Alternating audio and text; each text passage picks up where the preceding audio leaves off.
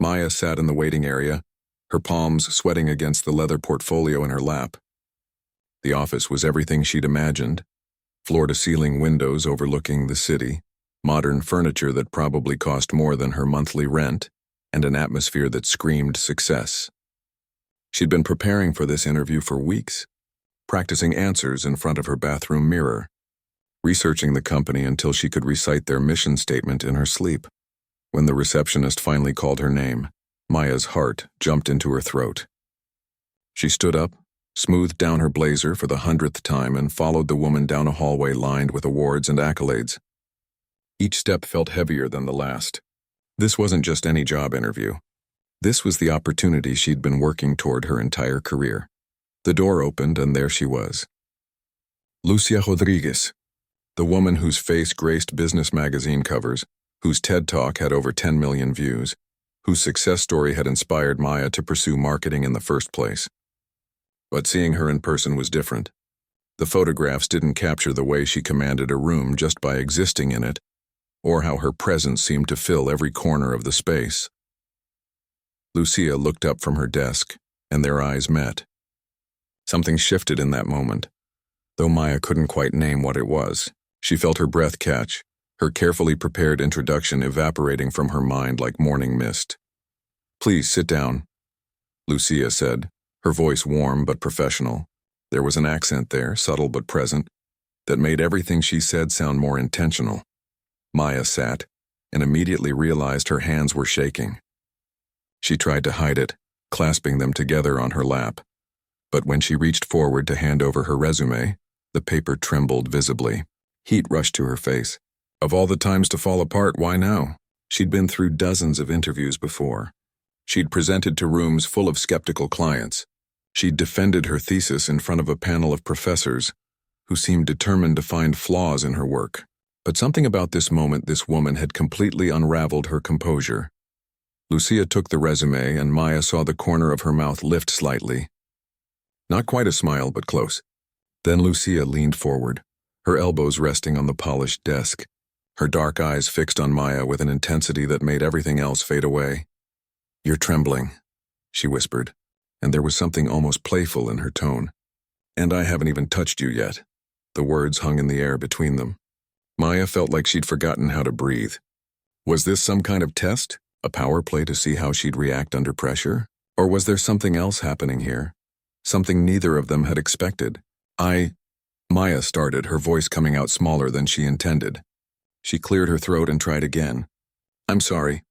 I'm just nervous. This position means everything to me. Your company, the work you do, it's what I've been working toward for years." Lucia nodded slowly, still watching her with that penetrating gaze. "Tell me why." And just like that, Maya found her footing. When she talked about marketing, about the psychology of connection, about building brands that actually meant something to people, the nervousness began to fade. She told Lucia about her previous work, about campaigns she'd developed on shoestring budgets that had somehow gone viral, about the small business she'd helped grow from a local shop to a regional success story. Lucia listened, really listened, in a way that made Maya feel like every word mattered. She asked questions that showed she'd actually read Maya's portfolio, that she understood not just what Maya had done, but why she'd made the choices she had. The conversation flowed, moving from professional to almost personal, touching on philosophy and ethics and the responsibility that came with influencing how people thought about products, about themselves, about the world. An hour passed, then two. The receptionist knocked once to remind Lucia of another appointment, but Lucia waved her away without breaking eye contact with Maya. Finally, Lucia leaned back in her chair, a decision clearly made. "I want you to work here, as my executive assistant to start. I know it's not the marketing position you applied for, but I need someone who thinks like you do, who sees what I see. Someone I can trust to be my right hand." Maya's heart soared and sank simultaneously. Executive assistant? That was administrative work, scheduling and emails and coffee runs. It wasn't what she'd studied for, what she'd dreamed about. Lucia seemed to read her hesitation. "I started as an assistant too, you know. Everyone thinks I was born into this corner office, but I spent 3 years managing someone else's calendar before I got my first real break.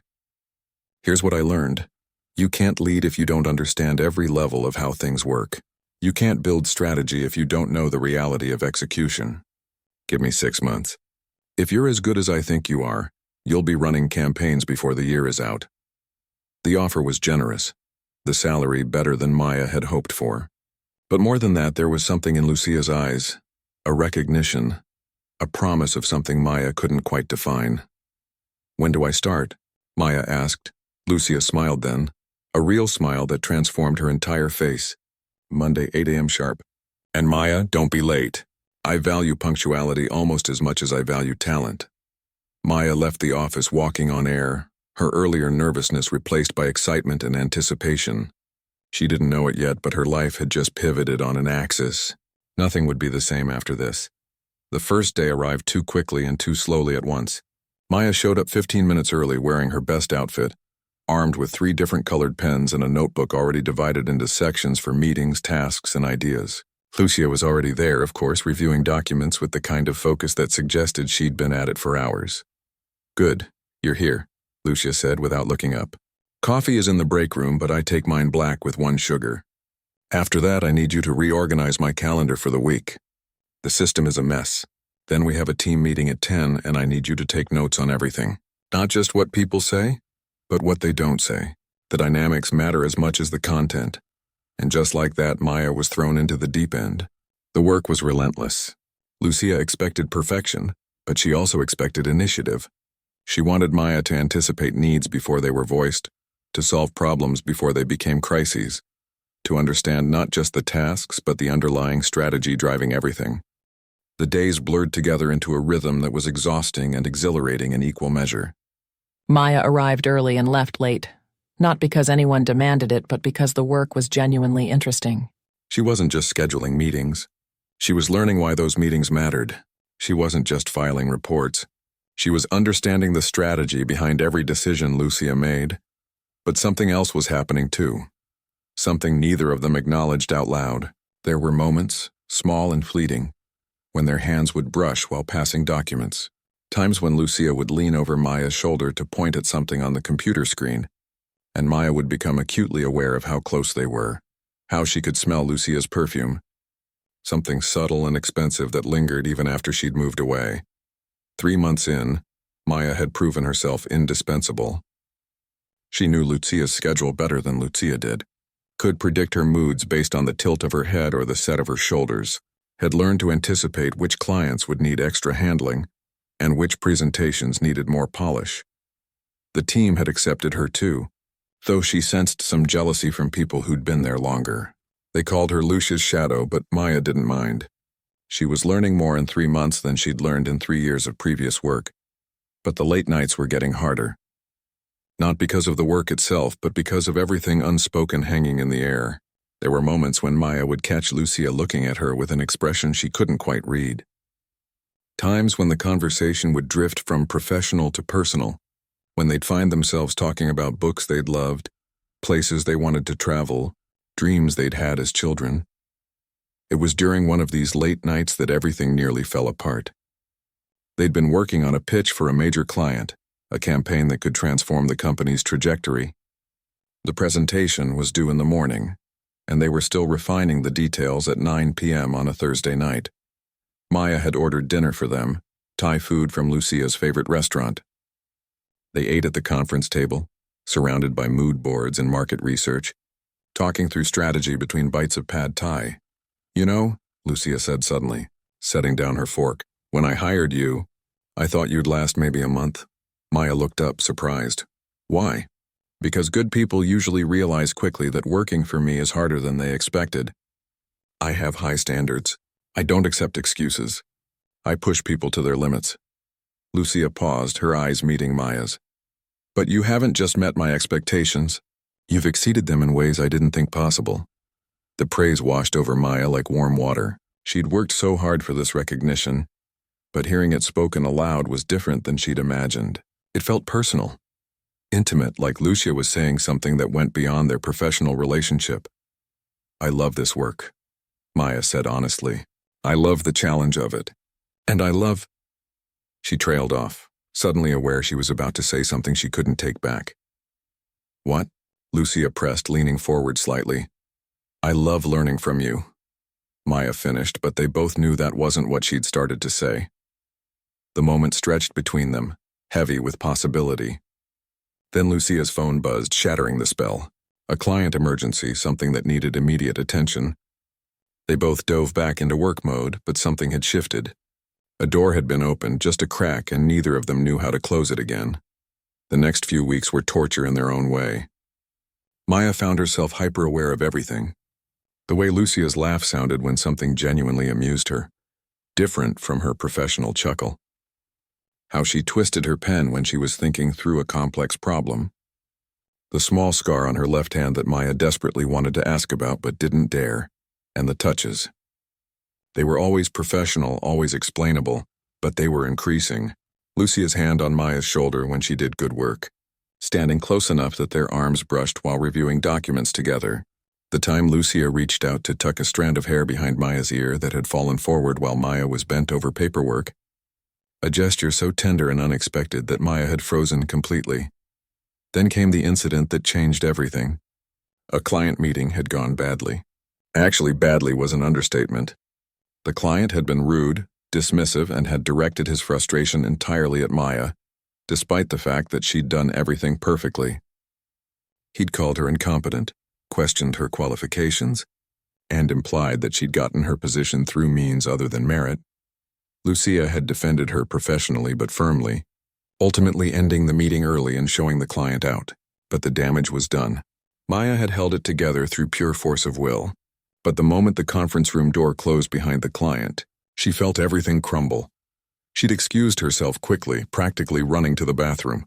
But the bathroom felt too public, so she'd ended up in the conference room at the far end of the office, the one they rarely used. She sat in one of the chairs, her head in her hands, trying to breathe through the tears that wouldn't stop coming. It wasn't just about the client. It was about all of it, the pressure she'd been under, the feelings she'd been trying to ignore, the exhaustion of constantly being on and perfect and professional when everything inside her felt like chaos. She didn't hear the door open, didn't realize Lucia was there until she felt the chair beside her move. Maya. Lucia's voice was soft, gentler than Maya had ever heard it. I'm fine, Maya lied, wiping at her eyes. I just need a minute. You're not fine. And you shouldn't be. What he said was unacceptable. It's not the first time someone's talked to me like that. It comes with the territory. Maya tried to sound tough, professional, but her voice cracked on the last word. Lucia moved closer, and Maya could feel the warmth of her presence. You don't have to be strong right now. Not with me. That was what broke her completely. Maya turned, tears streaming down her face, and found Lucia looking at her with such tenderness that it hurt. Lucia's hand lifted, hovering near Maya's face, wanting to comfort but not quite daring to. You don't have to be perfect, Lucia said softly. You're already extraordinary. Their eyes met, and Maya saw something raw in Lucia's expression, something that matched the feeling that had been building in her own chest for months. This wasn't just respect or admiration. This was something deeper, more complicated, more impossible. Lucia seemed to realize it too. Maya watched the recognition dawn on her face, watched her expression shift from tenderness to something like panic. Lucia stood abruptly, her chair scraping against the floor. Lucia started, backing toward the door. Take the rest of the day off. You've earned it. And then she was gone, leaving Maya alone with her tears and the echo of words that had meant everything and nothing at all. The company retreat had been planned for months, but Maya had forgotten about it until the reminder email appeared in her inbox. 3 days in the mountains, team-building exercises, strategy sessions, and mandatory fun. Under normal circumstances, she would have been looking forward to it. But normal circumstances had ceased to exist 2 weeks ago in that conference room, when everything had almost fallen apart between her and Lucia. Since that night, they'd been excruciatingly professional with each other, polite, distant. Every interaction felt choreographed, as if they were both following a script designed to keep them at a safe distance. Maya missed the easy rapport they'd developed, but she understood why it had to be this way. Some doors once opened couldn't be closed again. The best you could do was pretend they'd never been opened in the first place. The resort was beautiful, nestled in pine forests with a view of snow-capped peaks in the distance. The air was crisp and clean, so different from the city they'd left behind. Maya's room was cozy, with a fireplace she didn't know how to use and a balcony overlooking a lake that reflected the mountains like a mirror. The first day was full of activities designed to build trust and communication. Maya threw herself into them with forced enthusiasm. Grateful for the distraction, she worked on a ropes course with colleagues from different departments, solved puzzles with people whose names she barely knew, and listened to presentations about company values and future vision. Lucia gave a speech at dinner that night. She stood at the front of the dining hall, confident and composed, talking about growth and innovation and the importance of every person in the room. Maya watched from a table near the back, studying Lucia the way she'd learned to do. She could see the tiny tells that no one else noticed, the slight tension in Lucia's shoulders that meant she was more nervous than she appeared, the way her left hand fidgeted with her watch when she was searching for the right words. When Lucia's eyes found hers across the crowded room, Maya felt her breath catch. For a moment, everything else disappeared. The speech continued, but Maya heard none of it. She was trapped in that gaze and the weight of everything they weren't saying to each other. Then Lucia looked away and the spell broke. Maya excused herself from the table and stepped outside, needing air, needing space, needing something she couldn't name. The night was cold, but she welcomed it. She walked without direction, following paths lit by soft landscaping lights, trying to clear her head. This was ridiculous. She was a grown woman with a good job and a promising future. She couldn't let herself get derailed by feelings that could never lead anywhere. The path led her to the lake. The water was still, reflecting stars she never saw in the city. She stood at the edge, breathing in the mountain air, trying to find some kind of center. "I thought I might find you here." Maya turned to find Lucia standing a few feet away, her arms wrapped around herself against the cold. She'd changed out of her business clothes into jeans and a sweater, looking more relaxed and somehow more vulnerable than Maya had ever seen her. "The dinner was getting a bit much," Maya said. Turning back to the water, Lucia moved closer, standing beside her but not quite touching. They stood in silence for a long moment, both staring at the reflected stars. "I can't stop thinking about you," Lucia said suddenly, her voice barely above a whisper. Maya's heart started racing. "Lucia, I know all the reasons this is wrong. You work for me. There's a power dynamic. It's unprofessional. It's complicated. It could ruin everything we've built." Lucia turned to face her. "But I needed you to know. I can't keep pretending anymore." Maya turned too, and they were face to face now, close enough that she could see the vulnerability in Lucia's eyes, the fear mixed with something else, something that looked like hope. "I think about you constantly," Maya admitted, her voice shaking. "Every day. Every moment. I thought I was going crazy. I thought I was imagining things, reading into looks and moments that didn't mean what I wanted them to mean." "You weren't imagining anything," Lucia said firmly. "Every look, every moment, it was all real." They stood there 2 feet apart, the space between them charged with months of suppressed feelings finally brought into the light. Neither moved closer. Neither dared to. "What do we do?" Maya asked. Lucia shook her head. "I don't know. I've built my entire career on making smart decisions, on thinking 10 steps ahead, on controlling every variable. But you? I have no idea how to handle this." "We could pretend this conversation never happened," Maya suggested, though the words felt hollow even as she said them. "Could you do that? Pretend?" Maya thought about it honestly. Could she go back to the office and act like nothing had changed? Could she sit across from Lucia at meetings and take notes and schedule appointments and pretend her heart wasn't breaking every moment? "No," she admitted. "I don't think I can." Lucia nodded slowly. "Neither can I." The wind picked up, sending ripples across the lake's surface, distorting the reflected stars. Maya shivered, and Lucia immediately started to shrug off her sweater. "I'm fine," Maya said, but Lucia was already draping it around her shoulders. The sweater was warm from Lucia's body, and it smelled like her perfume. Maya pulled it tighter around herself, overwhelmed by the simple intimacy of the gesture. "We should go back," Lucia said, but neither of them moved. "Lucia, I don't want to cause problems for you. Your reputation, your company, everything you've built—" "None of that matters if I'm miserable," Lucia interrupted. "I thought I knew what I wanted from life. Success, recognition. building something that mattered. And I have all of that. But lately, the only time I feel like myself is when I'm with you. Maya felt tears prick her eyes. This is impossible. I know. We work together. I know. People will talk. They will. So what do we do? Lucia was quiet for a long moment, and Maya watched her face, saw the conflict playing out across her features. Finally, Lucia stepped back, creating distance between them. We go back to the retreat. We get through the next 2 days. And then we figure out what comes next.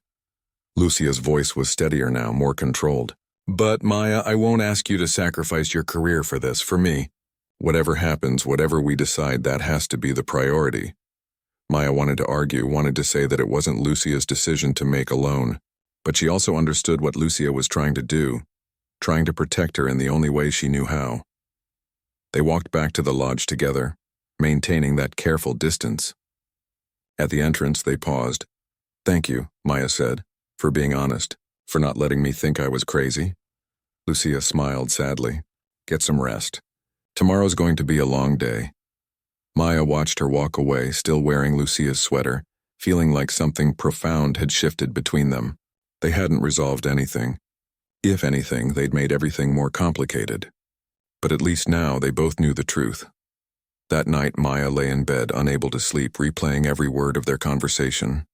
She thought about Lucia's face in the starlight, about the vulnerability she'd seen there, about the impossible situation they'd found themselves in, and she realized that whatever happened next, whatever difficult choices lay ahead, she didn't regret a single moment. Some things were worth the complication. Back at the office, reality hit hard. The retreat had been a bubble, a temporary space where honesty had been possible. But here, surrounded by colleagues and expectations and the weight of professional responsibility, everything felt different. Maya found herself job searching during lunch breaks, scrolling through listings for positions at other companies. The idea made her chest ache, but what else could she do? Lucia had been right about the power dynamic.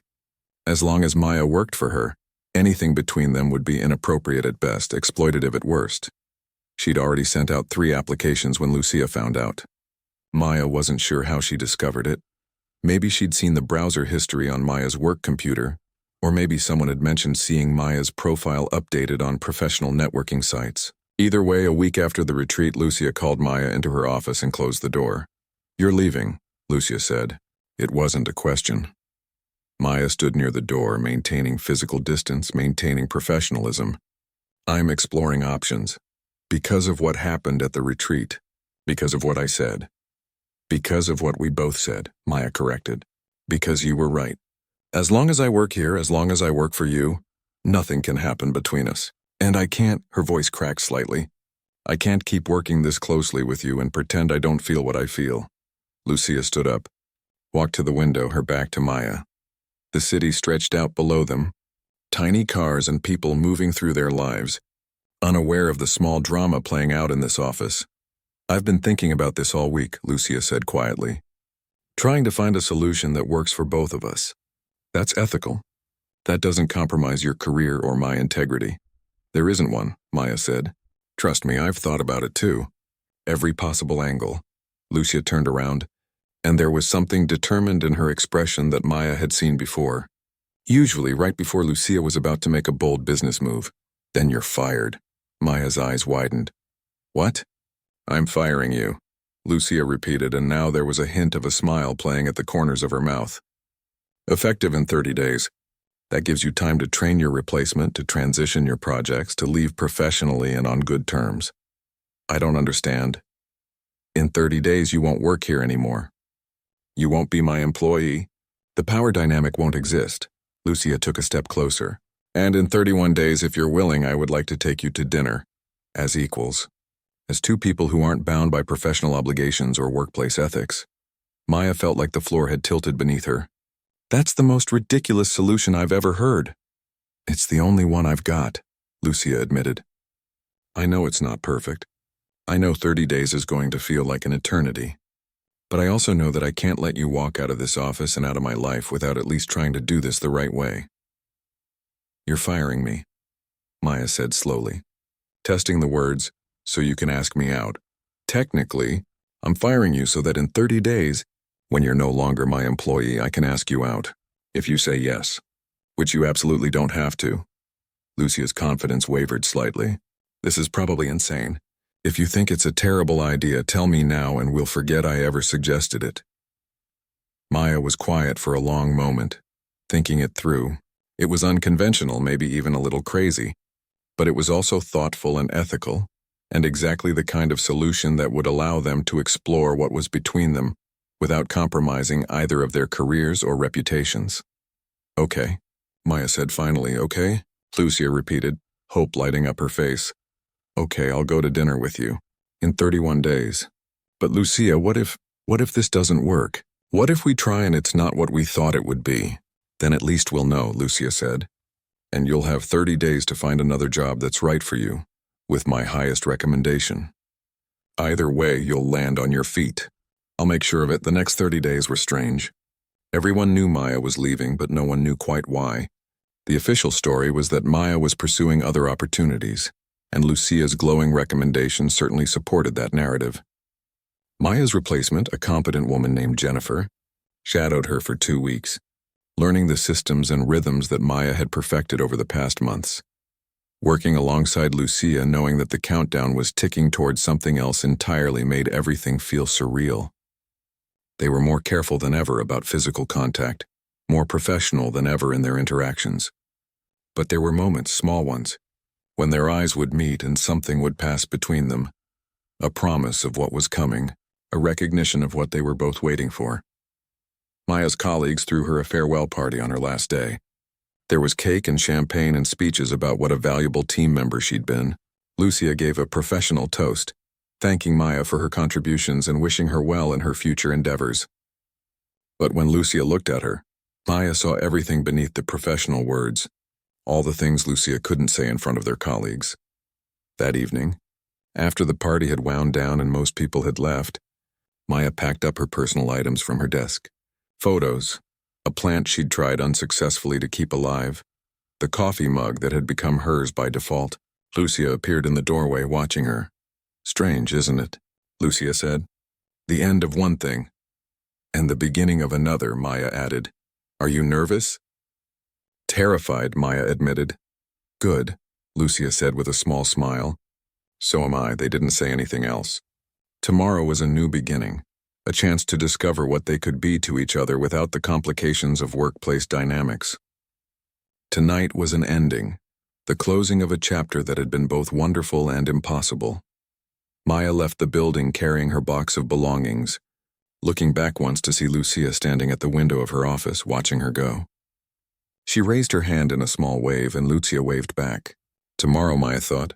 Tomorrow everything changes. Maya changed her outfit 4 times before settling on something that felt right. Casual enough to show she wasn't trying too hard, but nice enough to show she'd put in effort. She'd chosen a restaurant that was quiet and intimate, the kind of place where you could actually have a conversation without shouting over background noise. She arrived deliberately on time, not early, not late. Lucia was already there, sitting at a corner table, looking almost as nervous as Maya felt. She'd let her hair down, literally, wearing it loose around her shoulders instead of the severe bun she usually favored for work. She looked younger somehow, more relaxed, though Maya could see the tension in her shoulders that meant she was just as anxious as Maya about how this evening would go. Hi, Maya said, sliding into the seat across from her. Hi, Lucia replied, and they both laughed at the awkwardness of it. This is weird, right? Maya said. So weird, Lucia agreed. I've spent the last 30 days imagining this dinner, and now that it's actually happening, I have no idea what to say. The waiter appeared with menus and water, giving them both a moment to breathe. They ordered wine, then appetizers, falling into the familiar rhythm of decision-making that they'd perfected during all those late nights at the office. So, Lucia said once they were alone again, how does it feel to be unemployed? Maya laughed. Honestly? Terrifying and liberating in equal measure. I've already had 3 interviews, though, so I don't think I'll be unemployed for long. Good. You're too talented to stay on the sidelines. Lucia paused. Though selfishly, I'm glad you have some free time right now. They talked easily. more easily than Maya had expected. About books they'd read recently, about movies they wanted to see, about childhood dreams and adult realities. Without the structure of work to guide them, they discovered new things about each other. Lucia had grown up bilingual, speaking Spanish at home and English everywhere else, code switching so naturally that she sometimes forgot which language she was thinking in. Maya had wanted to be a writer as a kid, filling notebooks with stories that she'd never shown anyone. Why marketing then? Lucia asked. Because writing felt too vulnerable, Maya admitted. Marketing was a way to use words to create narratives, but with a safety net. It was about selling products or ideas, not pieces of myself. That makes sense, Lucia said thoughtfully. I think that's why I'm good at business but terrible at this. At what? At letting people in. At being vulnerable. At admitting that I want something just for me, not because it's strategic or smart or good for the company. Their food arrived, but neither of them paid much attention to it. The conversation had shifted into deeper waters, the kind of honesty that only comes when you've already decided to take a risk. Can I ask you something? Maya said. Anything. At the retreat, by the lake, you said you couldn't stop thinking about me. When did it start? When did you first realize? Lucia was quiet for a moment, considering. Honestly, the day you interviewed, when I saw your hands shaking and said that thing about trembling. I knew immediately that I'd crossed a line, that it was inappropriate, but there was something about you that made me want to cross it.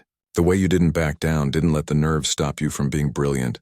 And then every day after that, you just kept surprising me, being smarter than I expected, more intuitive, more everything. She met Maya's eyes. What about you? I think I fell a little bit in love with you during that first interview, Maya confessed. And then I spent the next 6 months trying to convince myself it was just admiration, just professional respect. But it wasn't. It never was. The word love hung between them, acknowledged now, real. Lucia reached across the table, and Maya met her halfway, their fingers intertwining. It was the first time they'd really touched, not counting accidental brushes or professional gestures. The contact sent warmth through Maya's entire body. I'm terrified this won't work, Lucia said softly. That we'll discover we were better as colleagues than as whatever we're trying to be now. Me too, Maya admitted, but I'm more terrified of not trying. They finished dinner slowly, reluctant to let the evening end. When the bill came, they argued playfully over who would pay, eventually agreeing to split it, equals in every sense. Outside the restaurant, they walked aimlessly, neither ready to say goodnight. The city was alive around them, people moving through their own stories, their own moments. I want to do this right, Lucia said as they walked. Not rush things, not let the intensity of what we felt at work carry us somewhere we're not ready for. I want to actually date you, get to know you outside of conference rooms and deadlines. I'd like that, Maya said. Though I should warn you, I'm not nearly as impressive outside of a professional setting. I binge-watch terrible reality TV and eat cereal for dinner more often than I'd like to admit. Perfect, Lucia said, squeezing her hand. I stress bake at 2 a.m. and have been known to sing loudly and off-key to 80s music when no one's around. They laughed and it felt easy, natural, like maybe this could actually work. Over the next months, they built something new together. Lucia came to Maya's apartment and they cooked dinner together, discovering that Lucia was terrible at following recipes while Maya was obsessive about measuring ingredients exactly. They went to museums and movies, had long conversations about everything and nothing, learned how to be together without the structure of work defining their interactions. Maya got a new job at a different company, a position that actually utilized her marketing skills. Lucia was her biggest cheerleader, celebrating her successes without any of the complication that would have existed if they were still working together. They kept their relationship private at first, not because they were ashamed, but because they wanted to protect it, to let it grow without external pressure or judgment. But eventually, they started appearing at events together, Maya's hand in Lucia's, and people began to understand. There was gossip, of course. Some people thought Lucia had shown favoritism, that Maya had gotten opportunities she hadn't earned. But the gossip faded when Maya's work at her new company spoke for itself. when it became clear that she was talented in her own right, not riding on anyone's coattails. 6 months after that first dinner, Lucia asked Maya to move in with her. They found a place together, something that was theirs, not belonging to either of their previous lives. They filled it with plants that Maya actually managed to keep alive, this time with Lucia's collection of cookbooks she'd never used, with a life they were building together. Looking back, Maya thought about that day in the interview, about trembling hands and a comment that had been both inappropriate and somehow perfect. She thought about late nights at the office, about unspoken feelings and professional boundaries. She thought about the courage it had taken for both of them to acknowledge what was happening, to find a way forward that honored their ethics while also honoring their hearts. "What are you thinking about?" Lucia asked one morning, finding Maya staring out their apartment window at the city below. "About how we got here," Maya said. "About how many things could have gone differently." Lucia wrapped her arms around Maya from behind, resting her chin on Maya's shoulder. "Do you regret any of it?"